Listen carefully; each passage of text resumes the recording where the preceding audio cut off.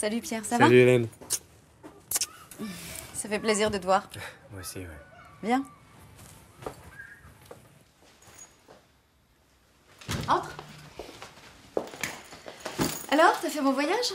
Ouais, pas de problème, ouais. J'ai préparé du café, t'en veux? Avec plaisir. Bon. Alors dis donc, il aura fallu que notre frère tombe malade pour que tu viennes nous voir. Ouais, je sais, mais enfin, qu'est-ce que tu veux que je te dise, quoi? Tu sais, la greffe de moelle, c'est une longue histoire. Je sais pas si j'aurais eu ton courage. Enfin, je veux dire, si moi j'avais été compatible... Toi, t'as pas hésité une seconde. Tu l'aurais sans doute fait toi aussi. Et personne ne t'en aurait voulu si tu avais décidé de ne pas le faire. Chacun réagit comme il peut. Puis de toute façon, il y a d'autres solutions, comme le don anonyme. Bon, allez, viens. On va se mettre à l'aise au salon.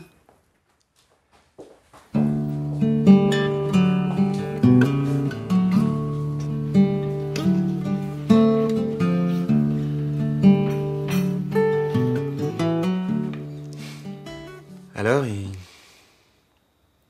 il va comment? J'ai envie d'y aller, puis en même temps, enfin, tu sais ce que c'est, quoi, j'ai peur de craquer. C'est vrai que c'est un peu impressionnant de le voir en chambre stérile. Mais bon, faut se dire que tout ça, c'est pour lui donner toutes les chances de guérir. Tu vas me trouver bête, mais c'est quoi la moelle exactement? C'est comme l'os à moelle? C'est vrai que pour réparer tes voitures, t'as pas besoin de connaître la biologie.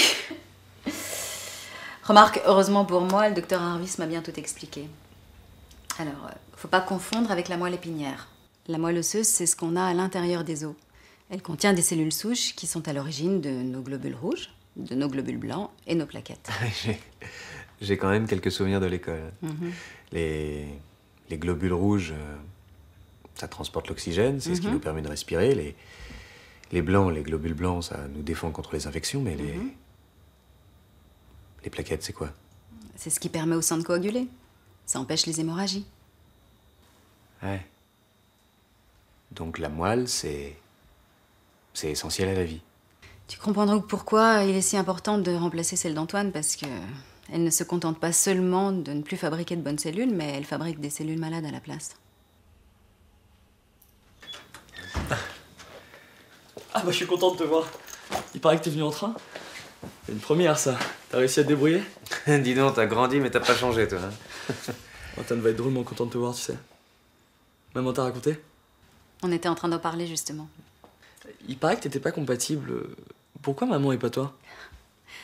Bonne question. Bon, je vais essayer de faire simple. Alors, dans notre corps, il y a ce qui est bien à nous, comme le cœur, l'estomac, le sang. Et puis, il y a aussi parfois des corps étrangers, comme les virus ou les bactéries, dont on essaie de se débarrasser, c'est ce qui nous rend malades. Bien entendu, notre organisme n'aime pas les corps étrangers, et quand on greffe de la moelle, c'est un peu comme si on apportait un corps étranger. Et donc, on va tout faire pour le rejeter. Par contre, si la moelle que l'on reçoit est bien identique à la nôtre, bien dans ce cas-là, notre corps va les confondre et là, tout ira bien. Mais comment on sait qu'elle est identique? Par une simple analyse de sang. Toutes nos cellules ont à leur surface une espèce de marquage qu'on appelle HLA. C'est un peu comme si elles avaient une carte d'identité. C'est parmi les frères et sœurs qu'on a le plus de chances de trouver quelqu'un qui ait le marquage le plus proche. Et Antoine et moi, on avait une compatibilité HLA, c'était pas le cas de Pierre. Le plus proche, pas pareil. Le plus proche, oui. Parce qu'il n'y a que les vrais jumeaux qui ont une compatibilité HLA totale. Mais dis-moi, cette greffe, ça se passe comment? Il a d'abord fallu vérifier qu'Antoine, en dehors de sa maladie, n'avait pas de problème aux poumons, au cœur, au foie, aux reins, aux dents. Les médecins lui ont donc prescrit tout un tas d'examens, comme des scanners, des radiographies, des analyses de sang. Le dentiste a même dû vérifier qu'il n'avait pas de problème dentaire. Et d'ailleurs, il pouvait seulement soigner les dents, il n'avait pas le droit de les arracher. Il paraît que c'est défendu avant une greffe. Enfin, en tout cas, c'est seulement quand le médecin reçoit tous les examens, environ 15 jours avant la greffe, qu'il peut décider si elle peut avoir lieu ou pas. Et s'il y avait eu un problème? Il aurait fallu le régler et reculer la date de la greffe. Tu comprends bien qu'une greffe de moelle, c'est pas quelque chose d'anodin et donc il faut mettre toutes les chances de son côté. Mais t'avais dit que c'était comme une transfusion de sang. Oui, ça y ressemble. Mais c'est pas comme quand on transplante un organe, on n'a pas besoin d'ouvrir le corps. En réalité, ça n'a rien à voir avec une transfusion parce que c'est pas réalisé ni dans les mêmes conditions, ni pour les mêmes raisons. Si tu veux, la greffe de moelle, c'est juste une partie du traitement. Avant qu'elle ait lieu, les médecins ont dû conditionner Antoine. Le conditionner? Le conditionner, oui. C'est-à-dire le préparer à recevoir sa greffe. Tout à l'heure, je vous ai expliqué que j'avais pu être son donneur parce que j'étais compatible. Mais attention, je ne le suis pas à 100%. Et donc, il y a un risque pour qu'il rejette ma moelle. Et c'est pour l'éviter qu'il faut le débarrasser des cellules malades. Et pour cela, eh bien, il a reçu une chimiothérapie et une radiothérapie. Tous les malades n'ont pas besoin d'une radiothérapie qui a pour objectif de débusquer les mauvaises cellules qui se sont nichées dans les sites profonds. Avant son hospitalisation, Antoine est allé dans un centre spécialisé où ont été marquées et repérées les parties de son corps qui doivent subir la radiothérapie. Le conditionnement a lieu dans les 15 jours qui précèdent la greffe. L'inconvénient de la chimio, c'est qu'elle s'attaque aussi aux bonnes cellules. Et donc, l'organisme perd ses moyens de défense. C'est ce que les médecins appellent l'aplasie médulaire. Et c'est pour protéger Antoine, qui de ce fait est devenu très fragile face aux infections, qu'il est dans une chambre stérile, isolée du monde extérieur. Et cela tant que la nouvelle moelle ne sera pas capable de fabriquer de bonnes cellules. Et pendant combien de temps il va rester dans sa chambre stérile? Environ 3 à 6 semaines. 3 à 6 semaines? C'est énorme. Il va s'ennuyer. Oui, c'est vrai que c'est pas une période facile, mais bon, tout est fait pour que ça se passe au mieux. La chambre est équipée d'une télévision, d'un lecteur de DVD, d'un accès à Internet. Bon, les visites sont limitées et tu peux pas t'en approcher, mais par contre, tu peux lui téléphoner tant que tu veux. C'est drôle, mais la dernière fois que j'ai vu Antoine, il avait pas l'air vraiment malade, mais là, ça me fait un peu peur. Le problème, c'est qu'il est malade et que c'est le moyen le plus efficace pour le guérir. Et tu as raison, il est plus malade maintenant à cause des traitements. Je préfère te prévenir, Pierre. Antoine a perdu tous ses cheveux. Mais bon, rassure-toi, ça va repousser très vite. À cause de la chimio? Oui. C'est le prix à payer pour que le traitement soit efficace. Il ne se contente pas seulement d'éliminer les cellules de la moelle, il peut aussi s'attaquer à d'autres cellules, comme celles des cheveux, par exemple. Ça peut aussi lui provoquer des diarrhées, des vomissements, des maux de ventre. Déjà qu'il mange pas beaucoup, lui qui mangeait comme 4. C'est pour ça que les médecins vont sans doute le nourrir de façon artificielle pour éviter qu'il ne soit dénutri. On lui apporte directement dans son sang tous les nutriments nécessaires grâce à une perfusion. Peut-être que le médecin préférera utiliser une sonde qui est un petit tuyau très fin qui va du nez jusqu'à l'estomac.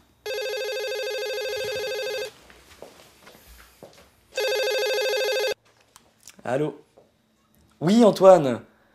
Oui, bah justement, on parlait de toi. Ouais, oncle Pierre est arrivé, ouais. Il va venir te rendre une visite tout à l'heure. Ok, je te le passe. Salut. Allô? Pierre, Alors, comment tu vas? j'ai connu mieux. Je suis content de te voir cet après-midi, Frangin. Quand je pense que tu as quitté ta campagne pour moi... Dis-moi, j'appelle parce que j'aimerais que vous m'apportiez un livre dont j'ai vu la pub à la télé. Dis-moi, maman, quand je l'ai eu hier au téléphone, il avait une drôle de voix, comme s'il était dans le potage. On a dû lui donner un calmant, une sorte de morphine. Pourquoi? Il a de la mucite. C'est une inflammation provoquée par la radiothérapie et la chimiothérapie. Ça fait un peu comme des gros aftes. Tu sais, tu en avais quand tu étais petit. Ah oui, je me souviens, oui, quand je mangeais du gruyère. Voilà. Donc ça fait vraiment mal alors. D'où la morphine, le calmant, quoi. Et c'est lui qui décide d'en prendre quand il en ressent le besoin. Mais il peut pas avaler, alors comment il fait pour le prendre? Est-ce qu'on lui fait une piqûre dans les fesses? Mais non, chérie. C'est dans son cathéter. Son quoi? Son cathéter. Mais c'est quoi ça encore? C'est un petit tuyau qu'on met directement dans la veine. Comme ça, on peut lui administrer tous les médicaments sans avoir besoin de repiquer à chaque fois. Apparemment, Antoine n'a pas perdu le goût de la lecture. Il veut qu'on lui achète un livre. On y va? Ok. Très bien.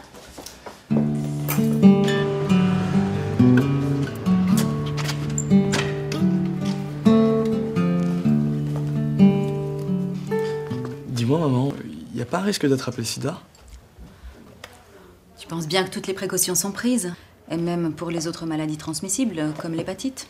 Et cela grâce à des analyses de sang. Ah, salut. Ah. Finalement, j'ai pu me libérer pour passer la journée avec vous. Ça va? Pour une fois que tu montes à Paris.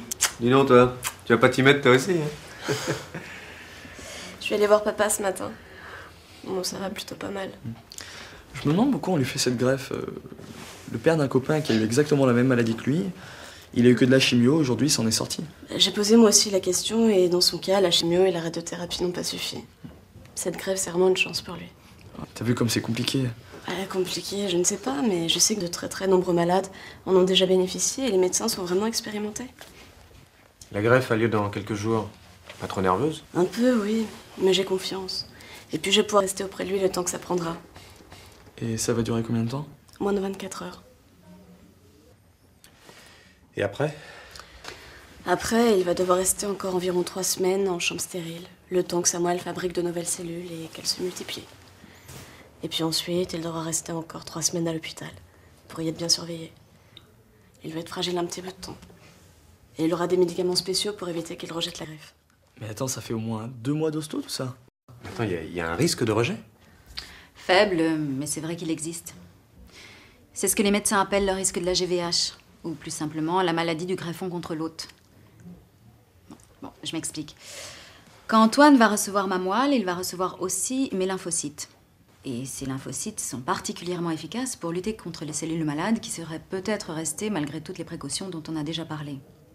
Et cela grâce à l'effet GVL. En fait, les lymphocytes qui vont venir vont reconnaître les cellules malades comme des cellules ennemies et vont donc les détruire. C'est important parce que ça permet d'éviter que la maladie ne se réinstalle. Par contre, il arrive parfois que les lymphocytes s'attaquent aussi aux bonnes cellules. Et c'est ce qu'on appelle l'effet GVH, la maladie du greffon contre l'hôte. Ça peut se passer dans les 100 jours qui suivent la greffe. Et ce sont le foie, les intestins et la peau qui se trouvent attaqués. Mais tu disais l'autre soir à papa qu'il y avait plusieurs grades de GV, je sais pas quoi. Là. GVH, oui. La maladie du greffon contre l'hôte. T'as bien entendu. Oui, ça va du grade 1 au grade 4, c'est-à-dire de plus en plus grave. Ça peut aller de rien à l'équivalent d'un simple petit coup de soleil, à de graves brûlures, ou d'un petit mal de ventre à d'importantes diarrhées. Les traitements sont adaptés à la situation et on peut aussi augmenter les doses du médicament anti-rejet. Bon, on va payer le bouquin et on y va? D'accord. Ok, on y va.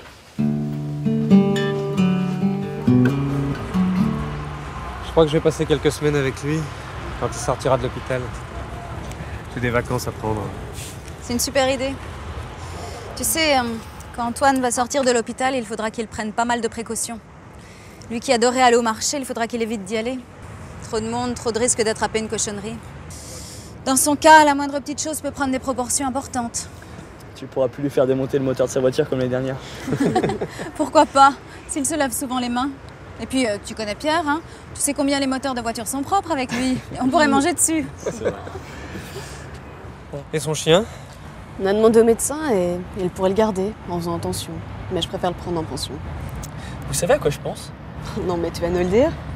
Il va pas avoir l'impression que t'habites son corps, Antoine? Parce que t'avoir avec lui toute la journée, j'aime mieux pas y penser.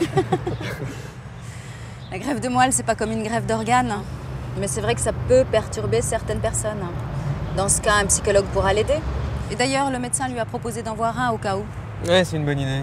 Une petite séance ou deux, ça me ferait pas de mal à moi aussi. En tout cas, vivement que ce soit qu'un mauvais souvenir. Que papa puisse reprendre ses activités comme avant. Dis-moi, Antoine m'a dit qu'il avait rencontré quelqu'un récemment. Il a même parlé de faire une petite sœur à Marion. Bon, il plaisantait bien sûr, mais ça peut lui poser un problème. Il pourra avoir une vie sexuelle comme tout le monde, qui sera certainement affectée par la fatigue. Par contre, s'il avait voulu avoir un autre enfant, il aurait fallu qu'il fasse un prélèvement de sperme, parce que la radiothérapie et la chimiothérapie risquent de tuer ses spermatozoïdes. Mais il n'a pas souhaité le faire. Et pour toi, cette greffe, ça va se passer comment? On a d'abord commencé à m'expliquer les risques, qui sont limités à ceux de l'anesthésie générale, c'est-à-dire très faibles. Sinon, le prélèvement aura lieu dans un bloc opératoire. Voilà, on va piquer mes os en passant directement l'aiguille dans ma peau. Il paraît qu'il faut piquer à plusieurs reprises pour obtenir le volume de moelle nécessaire. T'auras pas mal? Oh, un petit peu quand même. Un peu comme si je m'étais cognée dans un meuble. Mais bon, je devrais retrouver la forme très vite. A priori, je devrais pas avoir besoin d'un congé maladie. Enfin, on verra, hein. Certaines personnes sont plus fatiguées que d'autres après.